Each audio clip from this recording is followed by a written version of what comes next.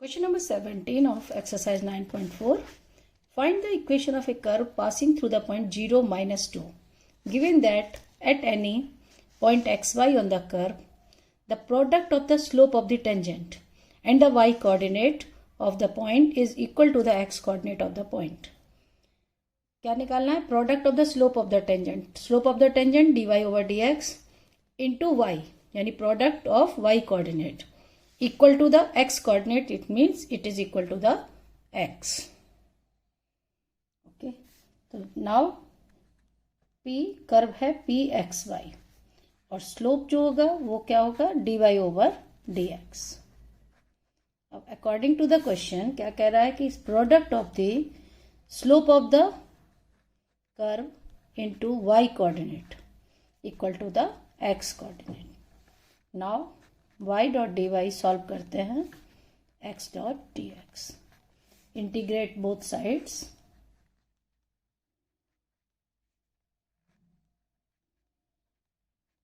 इसका integration y square by 2 equal to x square by 2 plus सी. और अगर 2 LCM ले लें तो y square equal to x square plus 2c. Now it is pass through the point 0, minus 2. Passes through the point 0, minus 2. It means x equal to 0 and y equal to minus 2. Minus 2 whole square equal to 0 square plus 2c. तो यहाँ से क्या आ गया? 2c equal to 4. It means c equal to 2. 2c को हम लोग क्या मानते हैं? एक बड़ा कांस्टेंट मान लेते हैं 2c. यहीं पर इसको हम लोग चेंज कर देंगे एक्स स्क्वायर प्लस सी. ये भी कांस्टेंट है 2c, तो यहाँ पर हम लोग c निकालेंगे. तो c इक्वल टू आ जाएगा 4 और इसमें पुट कर दें y square equal to x square plus 4 या फिर y square minus x square equal to 4. This is the equation of the curve. Okay. Question number 18. At any point xy of a curve, the slope of tangent is twice the slope of the line segment joining the point of contact to the point minus 4, 3. Find the equation of the curve given it passes through the minus 2, 1. Question कह रहा है कि जो slope of the tangent है वो double होता है उस लाइन के स्लोप के जो इन दोनों पॉइंट्स को ज्वाइन करेगा. Question number 18. ठीक है. अकॉर्डिंग टू द क्वेश्चन हमारा क्या कह रहा है कि जो टेंजेंट है, ठीक है, tangent at any point on the curve P x y equal to किसके बराबर होता है? 2 टाइम्स क्या होगा? Slope of the line joining the point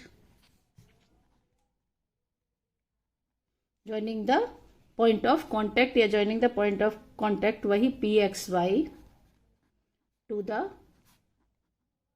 given point. कौन सा पॉइंट है?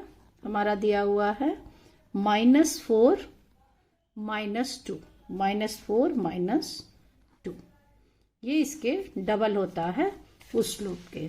ठीक है. तो ये क्या होगा? टेंजेंट होता है d y over d x और इट इज 2 टाइम्स. और स्लोप हम लोग किससे लिखते हैं? y2 minus y1 upon x2 minus x1. It is equal to the slope. तो यहां पर भी इक्वेशन लगेगी y माइनस क्या लगेगा?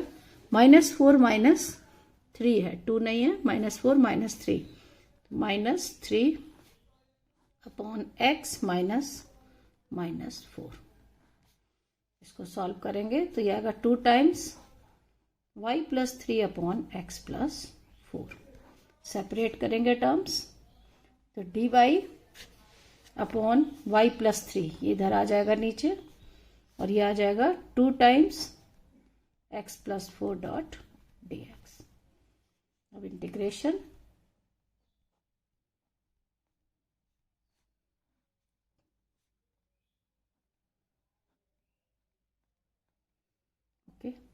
अब इसको इंटीग्रेट करेंगे तो क्या आएगा, लॉग में आएगा क्योंकि 1/n है, तो ये हो गया log y + 3 equal to 2 times log x + 4 plus मान लेते हैं कांस्टेंट भी आपका log में है, ठीक है। अब इसको सिंप्लीफाई करेंगे तो सब तरफ log है, तो log को हम लोग क्या कर सकते हैं, हटा सकते हैं, ठीक है। इसको हम लोग क्या लिखेंगे, log, ये हो गया c और ये हो जाएगा x + 4 होल स्क्वायर, ये 2 जाएगा log रूल के हिसाब से स्क्वायर में, तो log c हो गया और इधर हो गया log y + 3 equal to log, तो टेकिंग एंटी लॉग कर लेने पर क्या आ जाएगा, 1y + 3 into c x + 4 whole square. अब अगर स्क्वायर रूट करेंगे तो कुछ भी हो सकता है, मॉड वैल्यू है तो, लेकिन इसको हम लोग एक कांस्टेंट मान लेते हैं, c x + 4 होल स्क्वायर। अब ये जो कर्व है वो किस पॉइंट से पास कर रहा है, passes through the point -2 1, passes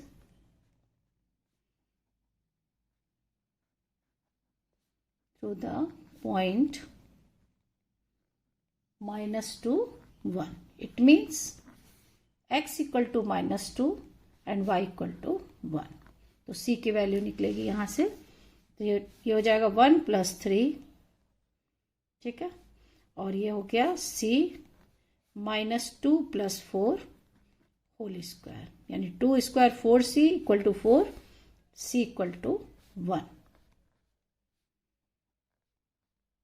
तो इक्वेशन ऑफ द कर्व हो जाएगी y + 3 equal to c into c तो 1 है, x + 4 होल स्क्वायर, या फिर हम लोग लिख सकते हैं x + 4 whole square equal to y + 3, okay.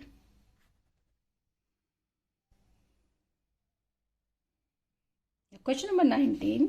The volume of a spherical balloon being inflated changes at a constant rate. Initially its radius is 3 units and after 3 seconds it is 6 units. यानी inflated हो रहा है, 3 second के बाद 6 unit radius हो जाती है। Find the radius of balloon after t second, t second के बाद इसकी रेडियस कितनी होगी। सपोज रेडियस हम लोग ले लेते हैं x, radius of balloon equal to x, और रेट ऑफ चेंज क्या है उसका, जो एक कांस्टेंट रेट से बढ़ रहा है, जिसको हम लोग क्या लेंगे, कांस्टेंट k। तब rate of change of increasing in the volume, तो वॉल्यूम ऑफ स्फीयर क्या होता है, 4π/3 r³ यानी x³ इक्वल टू k। तो हम लोग इसको सॉल्व करेंगे, तो 4π/3 आपका क्या है, कांस्टेंट है, और ये हो जाएगा 3x² dx/dt, ये क्या करेगा, dx/dt equal to k। k भी कांस्टेंट है, लेकिन हम लोग इसको लिखेंगे 4π, 3 कैंसिल हो गया, 3 से 3 cancel, 4πx² dx equal to k into dt, okay. अब हम लोग इसको इंटीग्रेट करेंगे both side, integration of 4πx² dx k integration of dt, तो ये हो जाएगा, इंटीग्रेट करेंगे 4πx³ equal to kt plus constant c। अब हमको c फाइंड करना है कब, व्हेन t इक्वल टू 0, जब t 0 था, और वो 3 सेकेंड के बाद जो है वो उसकी रेडियस बढ़ गई, रेडियस कितनी थी, 3, ठीक है। पहले हम लोग को यही करना है कि जब टाइम 0 था तो रेडियस 3 यूनिट्स दी हुई थी, तो हम लोग यहाँ पुट करेंगे तो यह आ जाएगा 4π/3 into 3³, okay, 27 equal to c, तो c निकलेगा आपका क्या यहाँ से, 36 पाई, ये कट गया, 9 4 36 पाई। अब हम लोग k फाइंड करते हैं।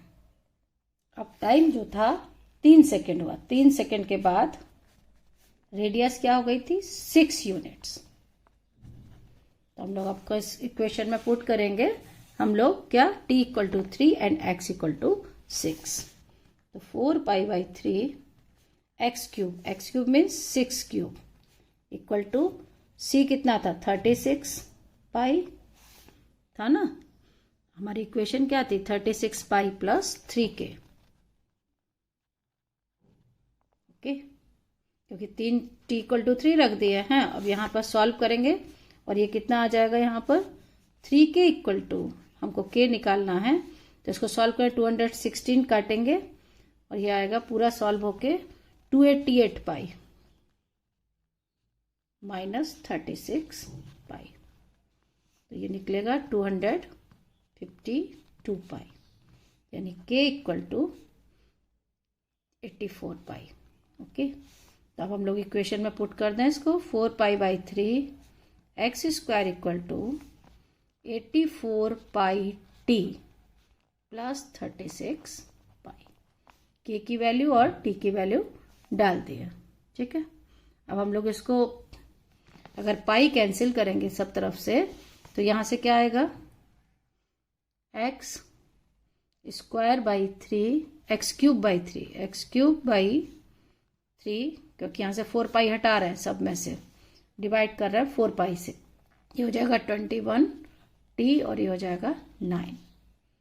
या फिर हम लोग लिख सकते हैं x इक्वल टू क्या हो जाएगा 3, यानी 3 into 21 t plus 9 raise to power 1/3। Cube हटाएंगे तो यही जाएगा और अंदर सिंप्लीफाई कर दें 63 t plus 27 raise to power 1/3। This is the equation.